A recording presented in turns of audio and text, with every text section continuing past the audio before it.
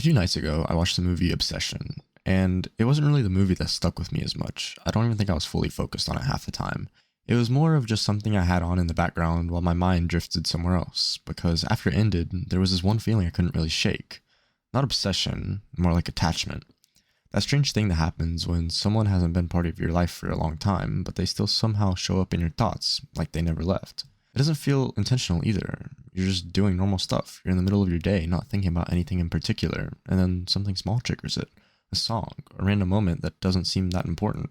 And suddenly your brain pulls someone forward like they've been waiting there the whole time.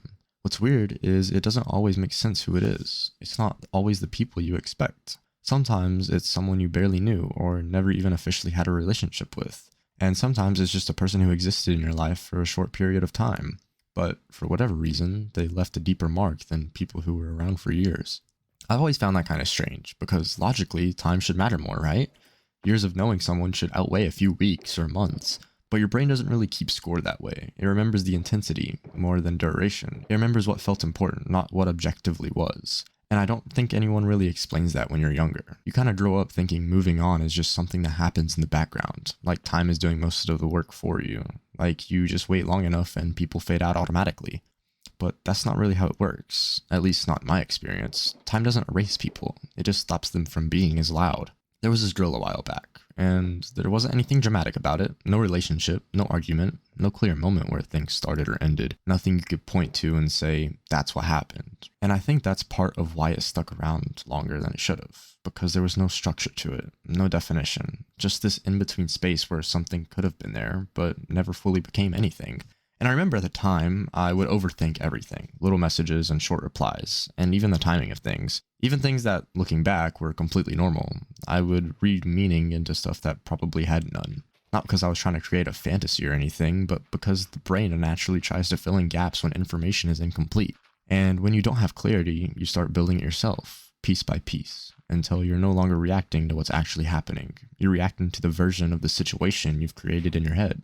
And the hard part is, it doesn't feel fake when you're in it. It feels just as real as anything else. I think that's where a lot of people get stuck. Not with the actual person, but with the version of them that was built in their head over time. The version where things made more sense, where timing lined up better, where conversations went slightly differently, where everything felt like it was always one small adjustment away from being something meaningful. And the brain doesn't label that version as imagination, it just stores it alongside the real memory. So later on, when you think about that person, you're not just remembering what happened, you're also remembering what almost happened. And those two things get blended together until it's hard to tell where one thing ends and another begins. And that's usually what makes letting go so confusing, because you're not just letting go of a person, you're letting go of a version of reality that never actually existed, but still feels like it should have. And what makes it worse is how unfinished it feels, because most things in life have a clear endpoint. Even if it's messy, there's usually a moment you can point to where you know it's over. But with some people, that moment never really happens. They don't just leave loudly. They don't leave with a final conversation or a clear explanation. They just slowly become less present, less frequent, and less part of your daily life until one day you realize you haven't talked in a long time. And that kind of ending doesn't register properly in your mind because nothing ended in a traditional sense. It just kind of drifted away. And your brain doesn't always accept drifting as final. It treats it like something that could still continue, like the story's paused instead of finished. And when something is unclear like that, your mind tends to revisit it more often. Not because it wants to suffer or anything like that, but because uncertainty naturally pulls attention. Your brain keeps trying to solve it and to find meaning, to figure out what changed or what could have been done differently, or what it was supposed to mean in the first place. And it doesn't stop just because there's no answer. And it keeps running the same situation over and over again, trying to find a version where it makes sense. But the truth is, not everything is designed to make sense in hindsight. Some things just happen, and then they end without explanation. What really sticks, though, isn't even the person themselves most of the time. It's the emotional space they occupied, the routine of thinking about them, the small habits you build around someone without even realizing it. Checking your phone more than you should, noticing patterns that probably weren't even actually patterns, waiting for moments that might not even come. And when all of that disappears, it doesn't feel like losing a person. It feels like losing a version of your daily life that had them in it, even if that version was mostly imagined.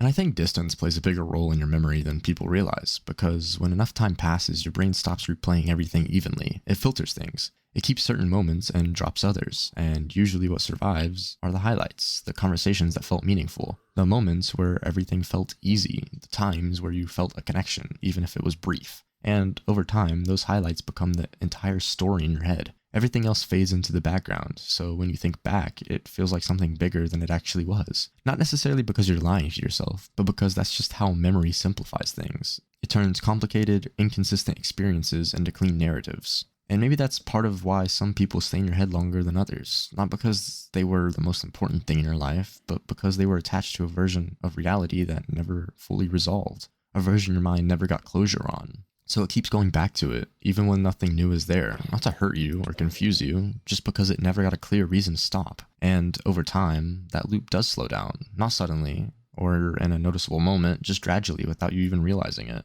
Thoughts come up less often, and they lose weight. They stop carrying the same emotional pull they used to, not because you forced it to happen, but because your brain eventually stops trying to solve something it realizes isn't solvable, and it lets it sit where it belongs. Not gone, just no longer something you're actively carrying. And I think that's the part most people misunderstand. Moving on doesn't really mean forgetting somebody. It just means they stop being something your mind is trying to figure out. They stop being a question you keep revisiting, and they become a part of your past in a way that doesn't demand attention anymore. I think that's where it starts to get a little bit more interesting, because even when someone stops taking up space in your daily life, they don't always stop existing in your thinking. There's a difference between not talking to someone and actually feeling like they're gone from your world entirely. Most of the time, they just move on from the present tense into the strange middle area of your mind. Not really active and not really gone, just stored somewhere you don't visit all the time, but still know how to find. And the funny thing is, you don't even choose when you go back there. It just kind of happens. You could be focused on something completely unrelated, like a video game, a conversation, or just sitting there literally doing nothing, and your brain will randomly pull up something from months or even years ago like it's relevant to what's happening now. And it never really comes with a warning, no build-up, just sudden awareness, a moment or a memory, a feeling that doesn't match the present situation at all. And sometimes it's not even a full memory, sometimes it's just a fragment, a sentence you might remember somebody saying, or a specific way they typed something.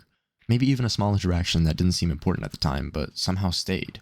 And your brain doesn't store those things with context. It stores them with your emotion. So later on, when they come back up, it's not just the memory itself you feel. It's whatever you were feeling in that exact moment when it originally happened. Even if your life is completely different now, even if you're not the same person anymore, that version of you gets dragged back for a second, even just a millisecond.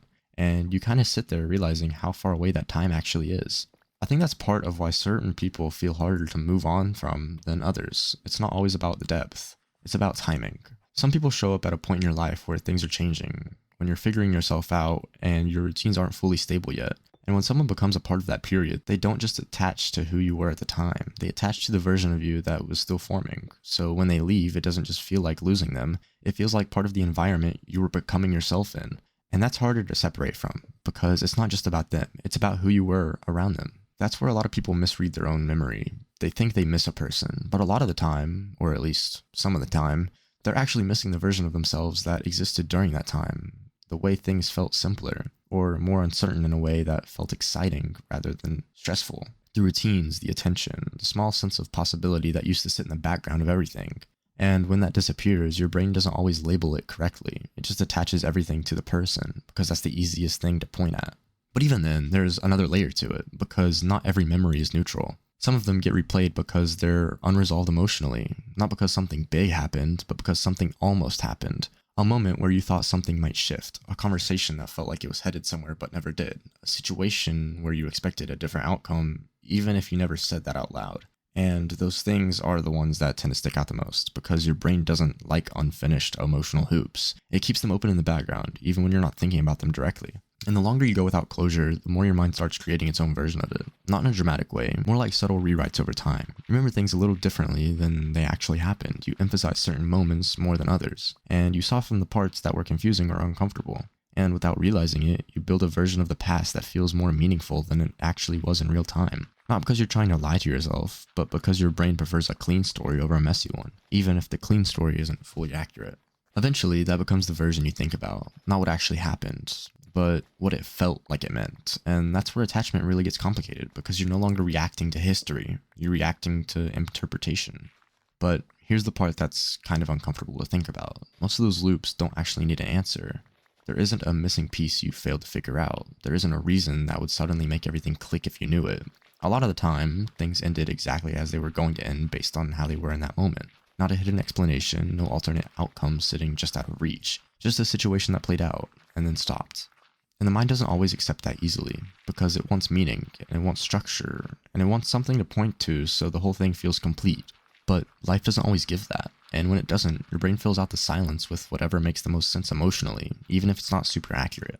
Over time though, something shifts, not in a dramatic way, more like the memory slowly loses its urgency. You still remember it, and you still recognize it when it comes up, but it doesn't pull you in the same way anymore. It becomes less like a question and more just like a moment that existed. No pressure behind it, and no need to solve it, just something that happened at a point in time that's already been passed. And I think that's probably the closest thing to moving on that actually exists. Not deleting people from your mind, not pretending they didn't matter, just reaching a point where they don't take up space in your present anymore, where they're no longer something your thoughts automatically orbit around, and they just kind of exist in the background of everything you've lived through since then.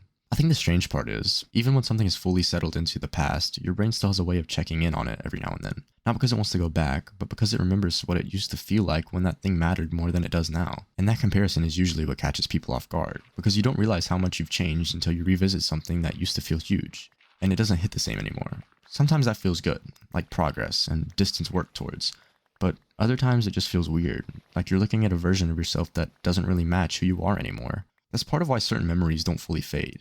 They're not just tied to other people, they're tied to identity, to who you were when those things happened, the way you thought and the way you reacted, even the way you interpreted everything around you. So when those memories come back, it's not just about them, it's also a small reminder of who you used to be in that moment. And sometimes that version of you feels distant enough that it almost feels like a completely different person entirely.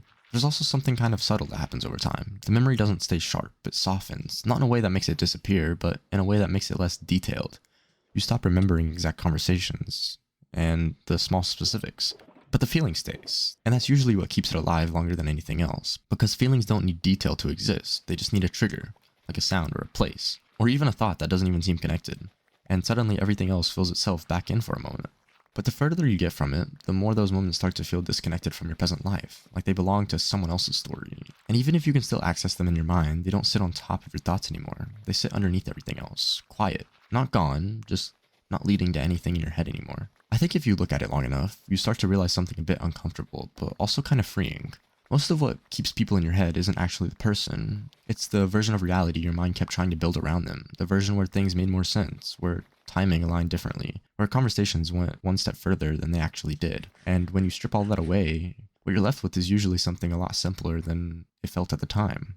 A person you knew, a moment in your life, and a story your mind kept expanding long after it stopped growing in real life. But even knowing that doesn't fully stop the thoughts from coming back sometimes. They just stop controlling the direction of your thinking. They stop pulling you into those long hoops, and they stop turning into questions you feel like you need to answer. And instead, they just pass through, like something you recognize but don't attach weight to anymore. Maybe that's the closest thing to closure most people actually get. Not a final conversation or a clear explanation. Not a perfect understanding of why everything happened the way it did. Just distance. And the slow realization that you don't feel the same way that you used to when you think about them. Because at some point, you stop going back to figure it out, and you just remember it as something that existed in a specific part of your life, not something you're still part of. And I think there's one thing that really sticks out when you think about it long enough. Most people don't stay in your head because they were meant to. They stay because there was a moment where your life included them, and your brain never fully learned how to file that away, so it keeps it accessible, just in case, even when there's nothing left to do with it. The part that's a little hard to accept is there usually isn't a final moment where your mind officially lets go. You don't wake up one day and realize it's completely gone. It's quieter than that, so quiet you don't even notice it's happening. Until one day you think about them and realize it doesn't feel like anything anymore. Not sadness, not nostalgia, not even curiosity. Just a kind of recognition, like remembering a scene from a movie you watched a long time ago, without needing to rewatch it. And maybe that's what moving on actually is. Not forgetting, or replacing, or even forcing anything out of your mind. Just reaching a point where the memory stops trying to pull you back into it, where it no longer feels like something unfinished, and where it stops being a place your thoughts keep returning to when you're not paying attention. If you think about it long enough, there's something kind of strange about that, because at one point, that person might have felt like a huge part of your world, like they were going to stay forever, like the story had more ahead of it than it actually did, and now it's just something that happened. A chapter that ended without you really noticing the exact page it stopped on. And tomorrow, you might not even think about this video, or you might forget most of what was said. But there's a good chance that later, at some random moment when everything is quiet, your brain will pull up a memory that feels slightly similar to what this video was talking about. Not the full idea, just kind of a feeling. A small reminder of someone you haven't thought about in a while. And for a second, it'll feel familiar in a way that doesn't really need an explanation. And then it'll pass, and you'll go back to doing whatever you were doing. But maybe that's the point. It was never really about holding on, and it was never really about fully letting go either. It was just about how some things don't disappear from your mind all at once. They fade in a way that's so slow you only notice it after it's already happened. By the time you realize it, they're just a part of the background or who you used to be, not something you're still trying to hold on to. Just something that happened and stayed in the quiet parts of your memory long after it ended. If you made it this far into the video, I want to thank you. When I made this channel, I didn't really plan on it going anywhere, honestly. However, I read every single comment and try my best to reply to the ones that seem like they need a response. I want to build a community where everyone can feel like they can talk about their personal situations and not feel judged or excluded. You guys are the reason I make these videos and will continue to. I honestly enjoyed reading the comments, and I'm so happy that my videos will actually help you guys in your situations, even if slightly. So once again, thank you. Also, don't forget to like the video so that more people see it. Thank you.